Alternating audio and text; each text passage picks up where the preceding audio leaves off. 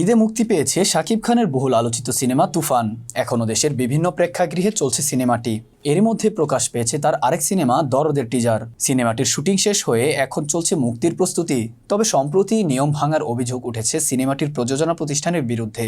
জানা যায়, ছাড়পত্রবিহীন প্রেক্ষাগৃহে প্রদর্শন করা হয়েছে দরদের টিজার। প্রেক্ষাগৃহে এই টিজার প্রদর্শনের কয়েকটি ভিডিও ইতোমধ্যে সোশ্যাল মিডিয়ায় ভাইরাল হয়েছে। নির্মাতা অনন্য মামুন সেই ভিডিও নিজের ফেসবুক অ্যাকাউন্টে শেয়ারও করেছেন। শেয়ারকৃত সেই পোস্টের ক্যাপশনে লিখেছেন, কি উল্লাস দরদ। এই বিষয়ে তিনি বলেন, অনলাইন থেকে হয়তো কেউ ডাউনলোড করে সিনেমা হলে চালিয়েছে, এছাড়া তিনি আর কিছুই জানেন না। এদিকে সেন্সর বোর্ড সূত্রে জানা যায়, বিষয়টি তাদের নজরে এসেছে। কোনো সিনেমা হলে সেন্সর ছাড়পত্রবিহীন টিজার প্রদর্শনের খবর পেলে ব্যবস্থা নেওয়া হবে বলে জানায় তারা। উল্লেখ্য, সাইকো থ্রিলার এবং রোমান্টিক অ্যাকশন ধাঁচের গল্পে নির্মিত হয়েছে শাকিব খানের দরদ। সিনেমায় শাকিবের বিপরীতে অভিনয় করেছেন বলিউড অভিনেত্রী সোনাল চৌহান।